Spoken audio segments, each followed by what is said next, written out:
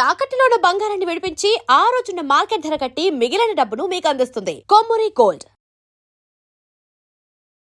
నమస్తే, welcome to our channel. నేను Rebecca. పెళ్లి కాకముందే కలుస్తున్నారట, అందుకే అమ్మను టార్చర్ చేశారట.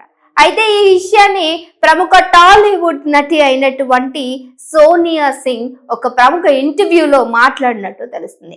అయితే వివరాల్లో చూసుకుంటే మీ అందరికీ కూడా సోనియా బాగా పరిచయం ఉన్నటువంటి వ్యక్తి. ఎన్నో సీరియల్స్ లో యాక్ట్ చేశారు, అలాగే ఆ తర్వాత కొన్ని మూవీస్ లో కూడా యాక్ట్ చేయడం జరిగింది. ఇప్పుడు బిజీ షెడ్యూల్ లో ఉన్నారు, ఎన్నో తెలుగు ప్రోగ్రామ్స్ లో వస్తూ ఉంటారు. అయితే ఈవిడికి పార్ట్నర్ గా ఉన్నటువంటి వ్యక్తి సిద్ధు. అయితే సిద్ధు విషయం గురించి చూసుకుంటే ఇద్దరు కూడా పెళ్లి కాకముందే, ఇప్పుడు కూడా వాళ్ళిద్దరికి పెళ్లి అవ్వలేదు, ఇద్దరు ఒకే ఫ్లాట్ లో ఉంటూ ఉన్నారు. సో ఈ విషయం అందరికి కూడా తెలుసు. ఎందుకు అనంటే పెళ్లి చేసుకోబోతున్నాం, సో లివింగ్ రిలేషన్షిప్ అనేటువంటి ఒక ట్యాగ్ లైన్ అయితే దీనికి తొలగించారు. సో ఈ మధ్య కాలంలో అలా చాలా మంది కూడా, ప్రియాంక, సో ఇలా చాలా మంది కూడా వీళ్ళు లివింగ్ రిలేషన్ లో ఉంటూ ఉన్నారు.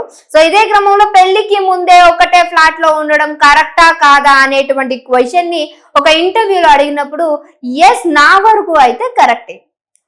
సో ఇదే విషయంతో మా అమ్మతోటి కాల్ చేసి అందరూ కొన్ని అసభ్యకరంగా మాట్లాడడము, మా అమ్మని టార్చర్ చేసే విధంగా మాట్లాడారు. సో అప్పుడు నాకు చాలా బాధ అనిపించింది. పక్కని వాళ్ళ లైఫ్ లో ఏం జరుగుతుందో తెలుసుకోవాలనేటువంటి ఉత్సాహం ఉన్నంత వరకు మన లైఫ్ సరిగా ఉండవు, పక్కన వాళ్ళ లైఫ్ గురించి మాట్లాడేంత రైట్ మనకు ఉండదు, కానీ మాట్లాడేస్తుంటాం. ఇదే కాకుండా చూసేటువంటి వాళ్ళందరూ కూడా మన ఫ్యామిలీ మెంబర్స్ కి దీన్ని చెప్పటం వల్ల వాళ్ళు ఇంకా టార్చర్ గా ఫీల్ అవుతారు. ఇదే క్రమంలో సోనియా వాళ్ళ మదర్ కూడా కాల్ చేసి ఆ మధ్య కాలంలో ఎందుకమ్మా అవసరమా ఇలాంటివి వద్దు, ఎందుకనంటే ఏవన్నా గొడవలు జరిగి మీ ఇద్దరు పెళ్లికి ముందు విడిపోతే ఆ తర్వాత వచ్చేటువంటి కాన్సిక్వెన్సెస్ అన్ని కూడా నువ్వు ఫేస్ చేయలేవు, దారుణంగా ఉంటాయి అని చెప్పి తల్లి చెప్పడంలో ఎక్కడ కూడా తప్పని నాకు అనిపించట్లేదు. ఇదే క్రమంలో తల్లిని టార్చర్ చేసే విధంగా మాట్లాడారు, ఏం పెంపకం పెంచావు అనేటువంటి కొన్ని మాటలు కూడా మాట్లాడినట్టు తెలుస్తూ ఉంది. సో ఎవరైనప్పటికీ ఇలాంటి ఒక రిలేషన్షిప్ లో ఉంటున్నారు, అది కూడా బయట కనిపించే విధంగా, ఎందుకంటే మీరు పబ్లిక్ ఫిగర్స్ కాబట్టి డెఫినెట్ గా మీ యొక్క లైఫ్ స్టైల్ ఏ విధంగా ఉంటుంది, మీరు ఎవరితో కలిసి ఉంటున్నారు, అసలు మీ లైఫ్ లో ఏం జరుగుతుంది అని తెలుసుకునేటువంటి ఉత్సాహం చాలా మందికి ఉంటుంది. అది మీ అభిమానులకు ఎక్కువగా ఉంటుంది. ఇదే క్రమంలో సోనియా గురించి మాట్లాడుకుంటే తను ఒక ఫస్ట్ సీరియల్ లో యాక్ట్ చేయడం, ఆ తర్వాత ఒక ఫోటోని పోస్ట్ చేసినప్పుడు ఆ పోస్ట్ చూసి ఒక దర్శకుడు సో ఇవిని వితౌట్ ఆడిషన్ తో ఒక మూవీలో అయితే తీసుకోవడం జరిగింది. అదే క్రమంగా అక్కడి నుంచి సీరియల్స్ కి బ్రేక్ పడి ఆ తర్వాత నుంచే నా కెరీర్ అనేది స్టార్ట్ అయింది. సో ఎవరి లైఫ్ ఎక్కడ ఎలా టర్న్ అవుతుందో తెలీదు, నేను అందుకనే సీరియల్స్ కి కొన్ని బ్రేక్ ఇచ్చాను. ఇప్పుడు మూవీ కొన్ని ప్రాజెక్ట్స్ లో నేను చాలా బిజీగా ఉన్నాను. ఇదే క్రమంలో నా పైన ఇలాంటి ఒక మాట రావడం అనేది I know it is correct, అలా ఉండడం కరెక్టా కాదా అనేది నాకు తెలియదు, కానీ నాకు నచ్చినట్టు నేను ఉంటాను. సో అది ఎవరికి అభ్యంతకరంగాని ఇంకొకరిని బాధ పెట్టే విధంగా నేను లేను. నా లైఫ్ నా ఇష్టం వచ్చినట్టు నేను ఉండగలను, నేను లీడ్ చేయగలను.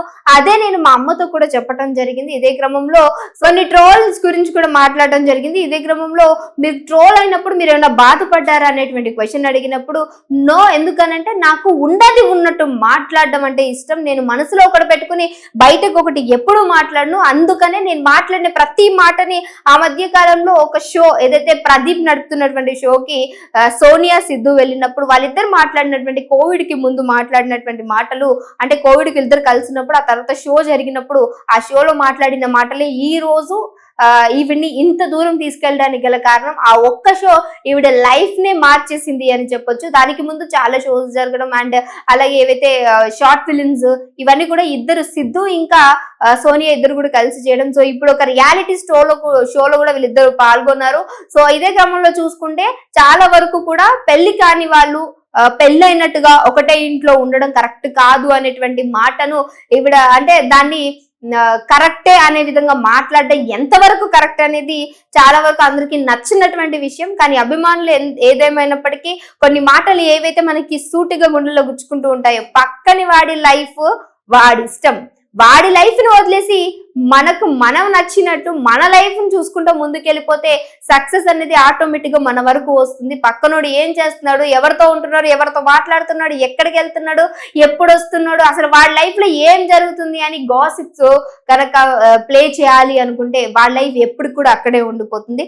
ఇదే క్రమంలో ఇలాంటివి పేరెంట్స్ కి తీసుకొని వెళ్ళి చెప్పి అంటే లేనిపోనివి ఒకటికి రెండు మసాలా యాడ్ చేసి చెప్పటం వల్ల అక్కడ వాళ్ళు బాధపడటం తప్ప ఇంకొకటి ఏముండదు. ఎందుకంటే మేము మా ఫ్యామిలీస్ ని ఒప్పించుకునే వాళ్ళకి చెప్పే వాళ్ళకి నచ్చే ఉన్నప్పుడు ఇలాంటివన్నీ మాట్లాడి ఇంకా దారుణంగా వాళ్ళని బాధపట్టే విధంగా మాట్లాడడం కరెక్ట్ కాదు అని కూడా సోనియా ఇంటర్వ్యూలో చెప్పడం జరిగింది. బట్ ఏదేమైనప్పటికీ ఇవిడ లైఫ్ స్టోరీ చూసుకుంటే ఒక్కటి ఆ విషయం పక్కన పెడితే అంటే వాళ్ళిద్దరూ సహజీవనం చేస్తున్నారా లేదు అని అంటే పెళ్లికి ముందే అంటే లివింగ్ రిలేషన్షిప్ అంటూ ఉంటారు కదా, ఇది చేయడం కరెక్టా కాదని మాట్లాడుకుంటే ఆవిడ కెరీర్ లో ఎదిగినటువంటి విధానం చూసుకుంటే చాలా మంది కూడా ఆదర్శంగా అంటే ఇన్స్పైరింగ్ గా ఉంటుంది. అంటే ఏది కూడా మనసులో పెట్టుకొని బయటకి మాట్లాడేసినట్టు ఉండదు. సో అంటే కొంతమందిని ఎలా మాట్లాడేస్తూ ఉంటాం అంటే న్యాచురల్ గా ఎలా అయితే ఫేస్ టు మాట్లాడుతూ ఉంటాం అలాగే లోపల నుంచి కూడా ఎలాంటి స్వబుద్ధి పెట్టుకోకుండా మాట్లాడేటువంటి వ్యక్తుల్లో సోనియా ఒకటి అనే విధంగా కూడా ఈ మధ్య షోస్ లో కూడా